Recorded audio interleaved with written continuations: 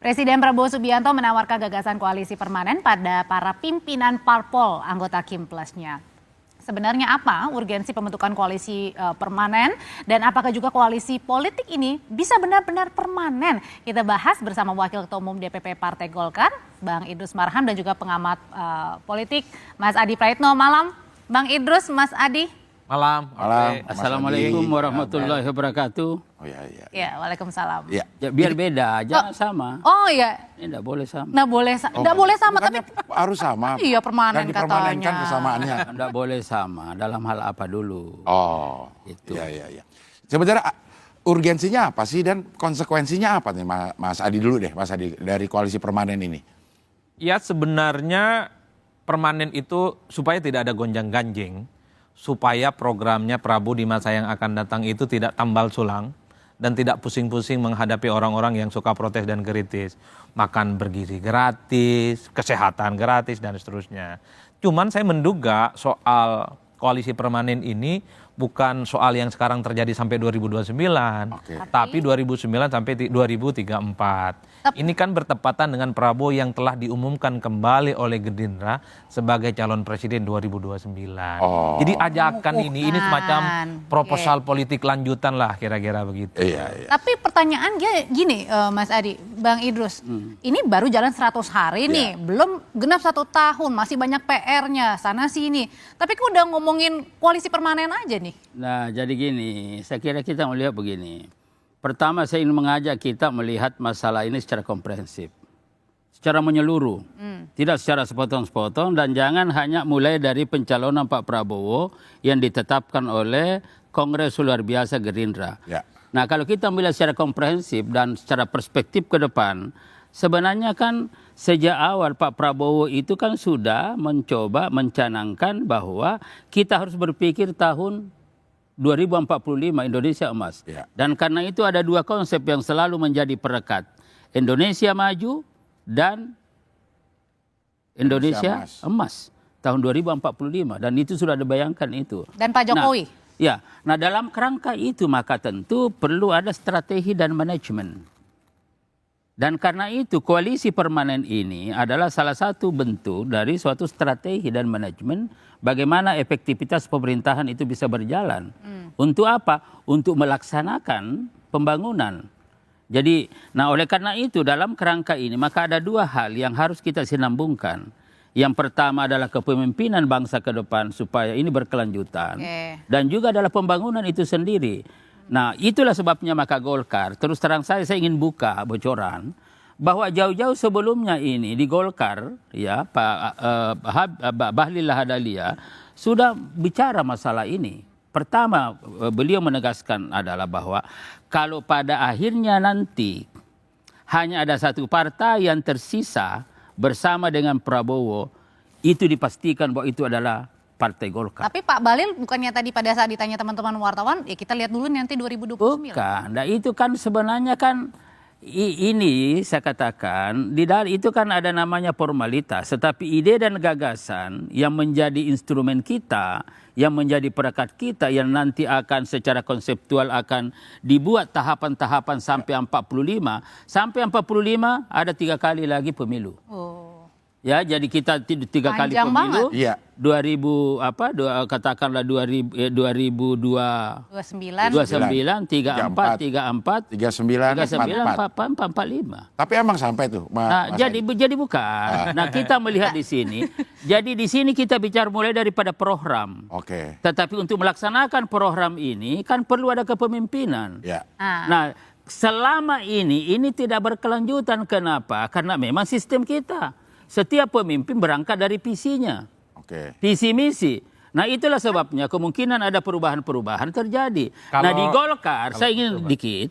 Di Golkar ini kita sudah siapkan konsep. Di Golkar ya. Tapi kan masalahnya juga kan presiden hanya boleh dikirim 2 kali, dipilih 2 kali. Nah di situ karena kita ikut pada orang. Ini kita pada sistem yang kita bangun. Jadi kita tidak berpikir itu jadi nanti pada 2 kali Pak Prabowo juga mengatakan dan juga Gerindra juga sudah menyatakan demikian, pada gilirannya nanti akan kita bicara secara terbuka mana yang paling memungkinkan dan memiliki kemampuan untuk melanjutkan kepemimpinan sekaligus pembangunan. Nah, Ya. ini Golkar konsepnya. Saya ingin sampaikan. Oke. Apa itu? Nah, Bentar, Bang. biar dukung politik ini paham. Bentar. juga nih.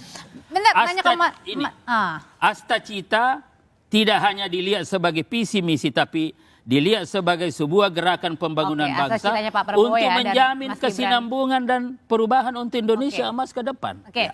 Bentar. Oke, sebentar kita ke Mas Adi dulu ya. Tadi kan juga Mas Adi sedikit mensinyalir bahwa ini kepentingannya untuk 2029 untuk Pak Prabowo mencalonkan Calonkan lagi. lagi. Apakah ini nggak kontradiksi dengan apa kemarin kita bebas dari threshold? Iya, Siapa saja bisa presidensial threshold, presiden. ya, Nah kalau siapa aja sekarang mencalonkan. kayak percuma dong yang itu. Kalau sekarang aja udah ada satu nama didukung oleh 17 partai, sisanya juga tinggal sedikit juga. Enggak, secara prinsip kalau apa yang disampaikan oleh Bang Idrus ya, koalisi berbasiskan program, enggak ada soal apa yang dilakukan oleh Megawati dilanjutkan SBY, SBY dilanjutkan oleh Jokowi, Jokowi juga dilanjutkan oleh Prabowo, dan Prabowo nanti bisa melanjutkan program yang sekarang, dan siapapun penggantinya nanti. Enggak ada soal. Yang ramai ini koalisi permanen pasti dikaitkan dengan kompetisi politik, bukan soal pada program. Kenapa ini ramai? Pertama karena memang Gerindra sudah mengumumkan bahwa Pak Prabowo sudah definitif maju untuk yang kedua kalinya. Nah yang kedua, ini kan diajak koalisi bersama nih yang Kim dan Kim Plus sekarang. Mau nggak nih yang kedua kalinya bertanding? Nah saya kira partai-partai yang ada di Kim dan Kim Plus saat ini sangat dilematis. Satu sisi, sekarang ambang batas presiden sudah wassalam tuh. Mestinya semua partai politik yang lolos ke parlemen berani dong. Tapi tadi Gus Imin bilang, kita sampai kapan aja lah pokoknya dukung terus. Ya kan begini, lalu apa gunanya ambang batas presiden yang dihilangkan kalau partai-partai itu nggak berani mencalonkan diri sebagai calon presiden atau calon wakil presiden. Kalau nggak berani partai begini, udahlah kembalikan lagi ke MK, 20% lagi lah. Nggak guna ini barang. Belum. Ini dukun politik. Nah yang kedua, kan kita sering ngomong dalam literatur politik bahwa partai politik itu adalah satu institusi yang paling formal, paling soheh tempat untuk mencetak kader-kader pemimpin bangsa sebagai calon presiden dan calon wakil presiden. Nah semua partai politik yang lolos ke parlemen, semua partai politik yang boleh ikut pemilu, dia berhak kok mencalonkan dia sebagai presiden dan wakil presiden. Saya membayangkan di 2029 semua partai bertanding dong. Kalaupun toh kalah, ingat loh, pasti dirangkul kok jadi menteri. Udah terbukti ya. Nah, ini perspektif berpikirnya beda. Yang kedua, Bang, ini saya sampaikan. kalau maju Pilpres 2004, ini ada kemungkinan partai yang punya jagoan, kadernya maju Pilpres, wakil presiden ataupun calon presiden, keuntungan untuk pileknya akan terjadi secara signifikan. Nah, yang kedua, kenapa saya sebut dilematis? Yaitu partai punya kesempatan untuk maju kan, tapi pada saat yang bersamaan kayaknya kalau melawan Prabowo ini agak jiper-jiper dikit ini, Bang. Ini saya kira jadi yang jadi rebutan sangat mungkin hanya berebut calon wakilnya. Jadi saya kira tidak begitu. Ini biar dukun politik kan tidak selamanya benar. Ya, tetapi saya ingin perspektif gimana Bang? Nah, jadi justru karena tidak ada presidensial threshold itu memberikan pelajaran kepada kita bagaimana berpolitik dengan baik. Jadi kalau kemarin itu pembentukan koalisi ada unsur keterpaksaan. Tapi Partai Golkar ingin melakukan proses politik ini dengan kesadaran. Jadi bukan karena kita dipaksa kemudian karena tidak memenuhi presiden threshold maka terpaksa. Bukan itu, dan karena terpaksa. Sangat masuk akal ini Mas. Bukan masuk akal, memang begitu. Karena saya pelaku politik. Dukun politik belum tentu pelaku politik. Tapi jadi Golkar ingin mencoba menciptakan tradisi politik bahwa kita terlibat dalam koalisi apapun karena kesadaran, karena pikiran, karena komitmen Indonesia ke depan, bukan karena terjebak pada 20% karena tidak memenuhi syarat wajib. Kenapa wajib? Terpaksa karena memang tidak bisa. Tapi kita ada peluang, tidak memanfaatkan peluang itu karena untuk kepentingan bangsa, karena ada pikiran, ada format politik, ada desain politik yang kita ingin laksanakan. Kalau gitu saya pertanyaannya dibalik deh kalau gitu. Kan tadi Abang bilang untuk kita ada kesempatan. Kenapa kita tadi menolak begitu ya, maksudnya? Bukan menolak. Kita ingin dengan kesadaran. Kita kan sekarang begini, cara berpikir Golkar. Tapi Bang, aku mau berubah nih. Misalnya pertanyaannya, kenapa kalau ada kesempatan nggak Golkar sendiri yang ngajuin calon? Bukan persoalannya begitu. Tapi kan kita sudah berangkat dari sini. Bagaimana kepentingan bersama itu kita sudah buat. Kalau misalkan sudah Pak Prabowo sudah berjalan dengan baik dan itu kepentingan untuk bangsa dan ada hasil, ya kenapa tidak? Nah, karena itu maka pencalonan dia sejak awal ini kita maknai bahwa ini adalah strategi manajemen pemerintahan supaya lebih efektif untuk melaksanakan program-program yang ada. Ya. Nah, kalau misalkan tidak dibuat sedemikian rupa, ini sudah ancang-ancang nih. Nanti 3 tahun sebelumnya sudah mulai nih. Sudah mulai agak-agak ini. 2 tahun sebelumnya sudah mulai, udahlah. Jadi akhirnya rakyat juga korban. Nah, kenapa tidak dari awal kita desain sedemikian rupa kalau memang nanti ini kita sama-sama lakukan pembangunan untuk kepentingan bangsa. Ya, jadi ini kan komitmen semua partai. Kunci mengunci dong, Ecing. Bukan Mas Adi. masalah kunci mengunci, tetapi kan Bang, berangkatnya. jangan nakut-nakutin juga, Bang. Jadi kalaupun toh ada manuver partai jelang Pilpres, itu bukan untuk menghambat program. Contoh, ketika PDIP ini bermusuhan dengan Jokowi, program Jokowi jalan Loh, apa terus. bermusuhan memang? Iya kan udah bermusuhan, Oh udah ya, saya dipecat, nggak Bang. tahu, ini kan dukung politik. Abang Iya. ini kurang saya adil. kan tidak bermusuhan. Hah, bermusuhan? Loh, enggak, saya lihat baik-baik kan sesama tokoh bangsa kan harus Kita satu. lanjutin dulu, Bang. Ya kan jelas udah nggak akur, Bang. Udah wassalam hubungannya. Ya, kan tokoh bangsa itu kan harus bagaimanapun harus damai, harus uswatun hasanah. Begitu dong. Abang di depan sama di belakang beda. Beda. Tapi prinsipnya begini, Bang. Saya jadi ingat lagunya Ariel Noah. Iya. Hari Noah, Tak apa? ada yang Abadi. Jadi nggak ada yang Gimana tuh, abadi, Bang? Bang. Oh, begitu. Itu Kalau begitu nanti nyanyi di depan deh. oh, boleh. Biar kelihatan. Tapi Harusnya segmen 1 tadi datangnya.